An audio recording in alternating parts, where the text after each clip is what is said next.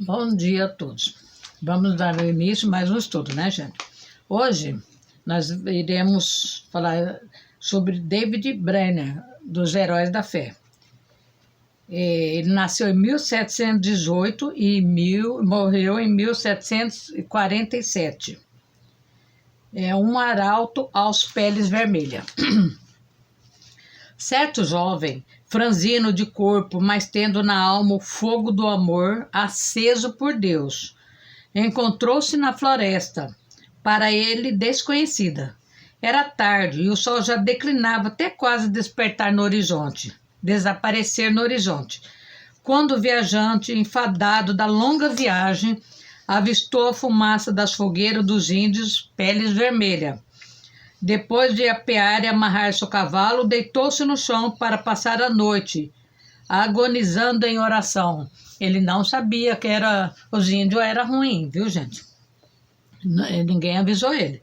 Sem ele saber, alguns dois índios, que na época ele chamava de silvícolas, o havia seguido silenciosamente como serpentes durante a tarde. Agora estacionavam atrás dos troncos das árvores para contemplar a cena misteriosa de um vulto de cara pálida, sozinho, prostrado no chão, clamando a Deus. Um loiro, né? Que ele era loiro. Os guerreiros da vila resolveram matá-lo. Sem demora, eram os índios, né? Pois, dizia, os brancos davam um aguardente aos peles vermelhas, para, enquanto bêbados, levar-lhes as cestas e as peles de animais e roubar-lhes as terras. Mas depois de cercarem furtivamente o missionário, que orava, prostrado, e ouvirem como clamava ao grande Espírito, insistindo que ele salvasse a alma, eles partiram tão secretamente como chegaram. Eles ficaram admirados, né? E ficaram até com um pouquinho de medo de matar o homem. No dia seguinte, o moço, não sabendo o que acontecer em redor, enquanto orava no ermo, foi recebido na vila de uma maneira não esperada. No espaço aberto entre os Ig-Rãs, barraca de peles, os índios o cercaram. E o moço, com amor de Deus ardendo na alma, leu o capítulo 53 de Isaías para eles. Enquanto pregava, Deus respondeu à sua oração da noite anterior, e os índios ouviram o sermão com lágrimas nos olhos. Aí já conseguiu alguma coisa, né? Qualquer um ia sair correndo, ia abandonar, né? Esse cara pálida chamava-se David Brainerd. Nasceu em 20 de abril de 1718. Seu pai faleceu quando ele tinha apenas 9 anos. E sua mãe, né, faleceu quando ele tinha 14 anos. Aí, aqui nós vamos falar que ele... nós vamos resumir, tá? Falar que ele foi estudar num colégio, né? Num colégio grande, o colégio de Yale, eu não sei falar muito bem inglês, viu, gente?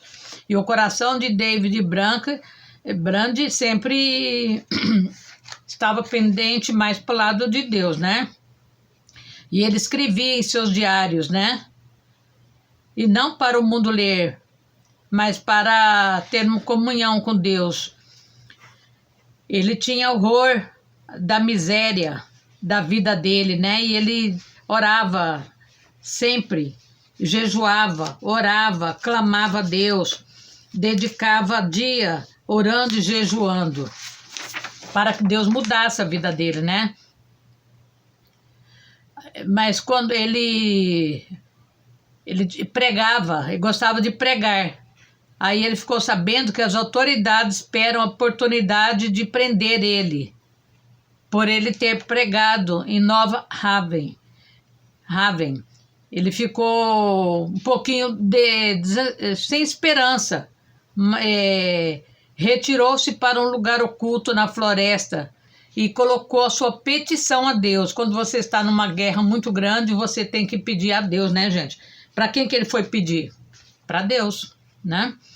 que estavam querendo prender ele porque ele pregou para as pessoas, e naquele tempo eles não gostavam que pregasse, né? Não é igual nas histórias que nós já lemos anteriormente. Até parece iguais, né? Completados seus estudos para o ministério, ele escreveu: preguei o sermão de despedida ontem à noite. Hoje pela manhã orei em quase todos os lugares por onde andei. Depois de me despedir dos amigos, iniciei a viagem para o habitat dos índios, que ele queria ir para onde estavam os índios. Essas notas do diário revelam em parte a sua luta com Deus, né? Enquanto estudava para o ministério. E lá se foi ele para a mata. E aí, quando ele chegou lá, os índios estavam preparando uma festa e uma dança. Ele sentiu o poder de Deus e a minha alma extenuada como nunca antes na vida. Ele sentiu tanta agonia e insisti com tanta veemência que ao levantar-me só conseguia andar com dificuldade. Tanto era a presença de Deus na vida dele. Suor corria pelo rosto e pelo corpo. Reconheci que os pobres índios se reuniam para adorar demônios e não a Deus. Esse foi o motivo de eu clamar a Deus, que se apressasse em frustrar a reunião idólatra dos índios. Assim passei a tarde orando incessantemente, pedindo auxílio divino para que eu não confiasse em mim mesmo. Porque os índios, eles tinham as suas crenças, as suas divindades, né? Eles viviam na floresta.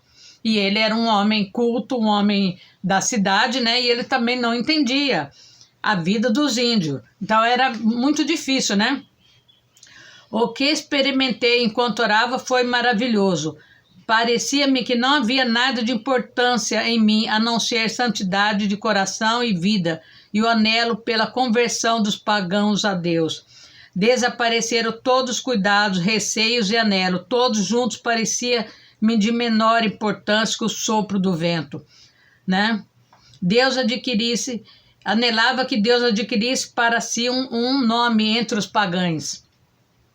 E lhe fiz o meu apelo com maior ousadia, insistindo que ele reconhecesse que eu o preferia a minha maior alegria. De fato, não me importava onde ou como morava, nem da fadiga que tinha de suportar, se pudesse ganhar alma para Cristo. Imagina aquela época, você está no meio da floresta, no meio dos índios, né? Sem ventilador, né? Sem nada, um calor, faltando várias coisas, né? Mas ele não ligava para isso, porque o amor dele era maior, né?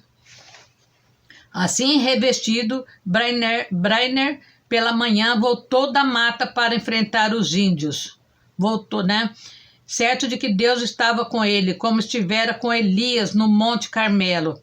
Ao insistir com os índios para que abandonasse a dança, eles, em vez de matá-lo, desistiram da orgia e ouviram a sua pregação de manhã e à tarde. Acho que até os índios ficou admirado, né? Falei, esse homem deve ser doido, é bom a gente fazer o que ele quer.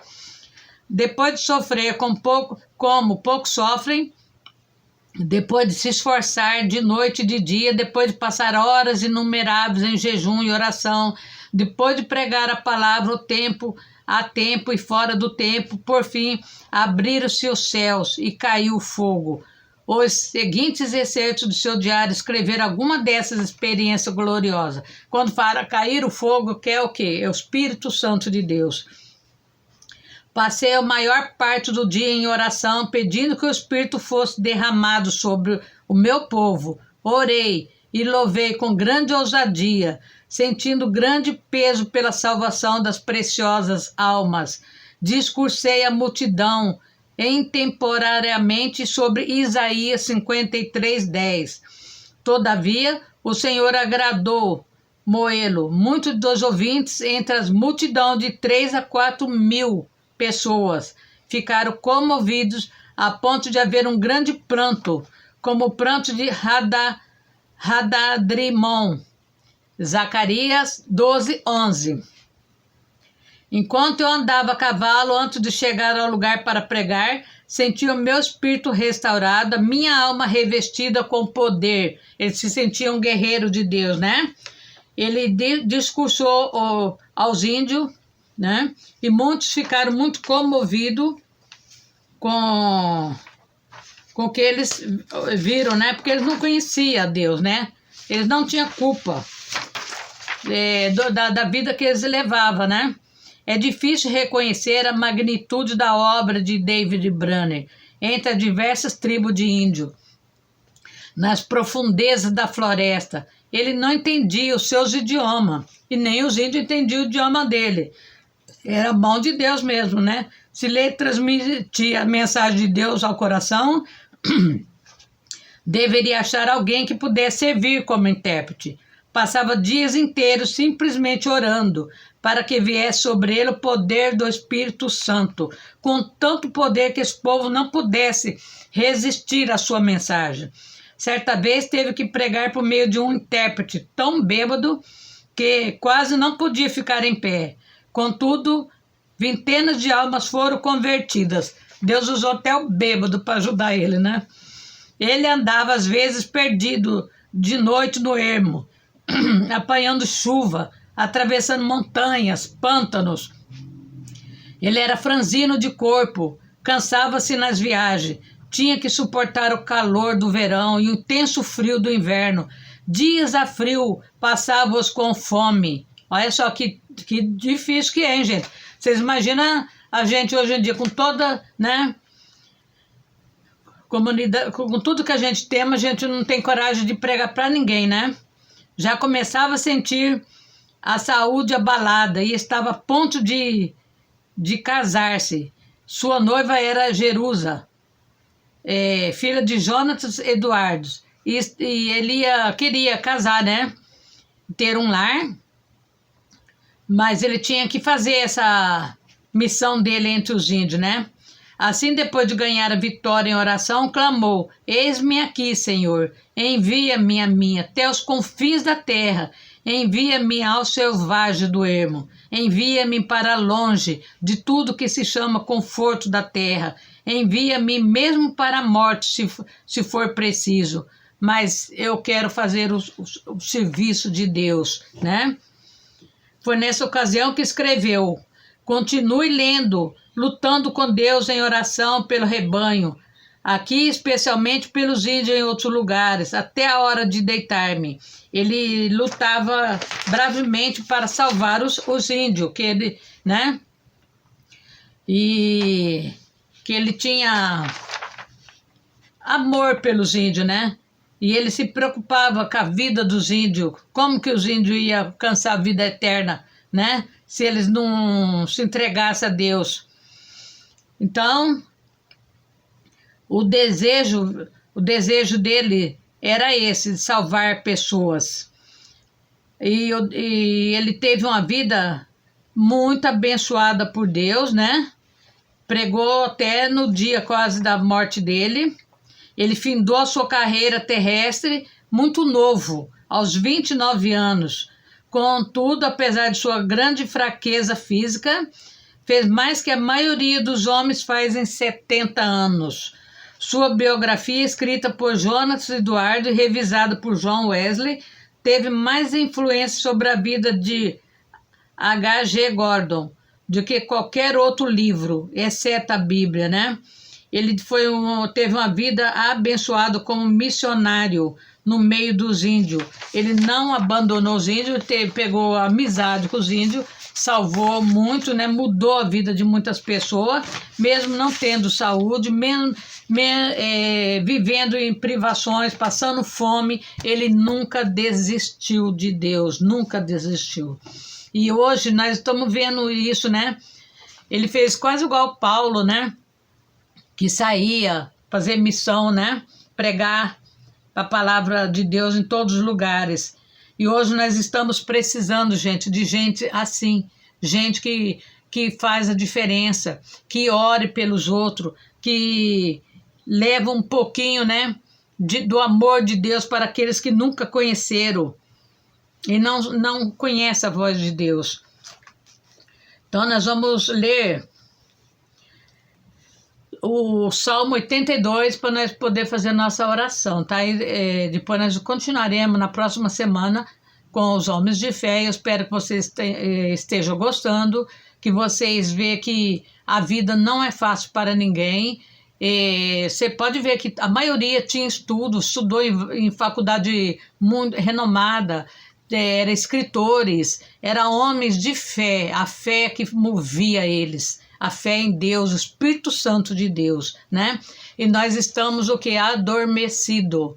Parece que nós estamos tudo hibernando, caindo no abismo e ainda rindo ainda, né? Nós não estamos vendo que nós estamos caindo no abismo. Nós vamos ler Salmo 82. Deus se levanta na Assembleia Divina, no meio dos deuses pronuncia a sentença. Até quando julgareis injustamente, apoiando a causa dos ímpios? Defendei antes o fraco e o órfão, aos humildes e aos necessitados, fazei justiça. Salvai o pobre e o indigente, livrai-o das mãos dos ímpios. Não entende, não querem entender, caminham no escuro, vacilam todos os fundamentos da terra. Eu disse, vós sois deuses, sois todos filhos do Altíssimo. No entanto, morrereis como qualquer homem, caireis como todos poderosos um dia vão cair. Levanta-te, Deus, para julgar a terra, porque a ti pertence todos os povos. O Senhor ama as portas de Sião, mais que todas as moradas de Jacó. De ti se dizem coisas estupendas, cidade de Deus. Recordarei o Egito, a Babilônia, entre as que me conhecem. Eis a Palestina, Tiro e Etiópia. Este nasceu lá. De Sião se dirá, todos nasceram nela, e o Altíssimo a mantém firme. O Senhor escreverá no livro dos povos. Lá este nasceu, e dançando cantarão. Em ti estão as minhas, né, fontes todas. Então nós vamos orar a Deus, tá? Pedir para Deus também fazer um grande mover na nossa vida, né, gente? Nós precisamos também disso, né? Que o Espírito Santo recaia sobre o nosso país, tá? E para isso acontecer, nós precisamos de quê? Pessoas cheias do Espírito Santo, pessoas que oram, que jejuam, que clamam, tá? Então vamos fazer uma oração. Senhor Deus Todo-Poderoso, agradecemos por mais um dia, Senhor, e eu coloco, Senhor amado, na brecha da intercessão nosso país, Senhor amado, que o Senhor mude a nossa história, Senhor. Nós estamos à beira de cair no abismo sem volta, Senhor amado, mas eu peço que o Senhor não deixe que isso aconteça, Senhor. Faça um grande mover, meu Pai. Derruba por terra todo o império da mentira que se instalou nesse país, Senhor. Vai abençoando, livrando aqueles, Senhor amado, que estão sendo perseguidos, Senhor amado. Aqueles que não têm mais força para lutar, Senhor. Coloca teu exército de anjo nos três poderes, Senhor. Coloca, meu Pai, vai fazendo um grande mover dentro do Senado, Senhor. Levanta pessoas ungidas por ti, Senhor, para lutar pelo nosso país, Senhor. Não deixe que eles fiquem de joelhos, Senhor, abatido, mas que eles ficam de joelho orando e clamando, Senhor, para que o fogo do Espírito Santo de Deus recaia nesse país, Senhor. Vai abençoando, vai derrubando, Senhor amado, toda a mentira que se instalou nesse país, Senhor amado. Vai entrando, Senhor amado, no STF com o seu exército de anjos, Senhor, e faça um grande mover lá dentro, Senhor, porque só o Senhor é Deus. Abençoe grandemente a nossa nação, Senhor. Eu coloco, Senhor amado, a nossa nação debaixo da cruz do Calvário, Senhor, para que o Senhor levanta Neemias, Senhor, levanta guerreiros, Senhor, levanta pessoas de orações, Senhor, que eles possam orar dia e noite por Brasília, Senhor amado, que o Senhor cerca Brasília com o teu exército de anjos, Senhor, que o fogo de Deus recaia naquela cidade, Senhor, recaia naquela cidade, Senhor, e vai fazer um grande mover, meu Pai, um grande mover, meu Pai, que a justiça de Deus se faça nesse país, Senhor, vai abençoando grandemente, no nome de Jesus e no poder de Deus, amém, amém, muito obrigado, e até a próxima, se Deus quiser, vamos continuar firme, vamos continuar orando, que Deus é maior, viu, gente? Deus é maior, vamos nos inspirar na história desses homens que nunca deixaram de orar a Deus, nunca deixaram de acreditar em Deus, mesmo no meio de tantas privações, de perseguições terríveis que eles passaram, eles continuaram firmes, tá? E nós também vamos continuar em oração, viu, gente? Eu conto com vocês, vocês compartilham, se inscrevam nesse canal e vamos juntos fazer a nossa missão, tá? Obrigada e até a próxima, se Deus quiser.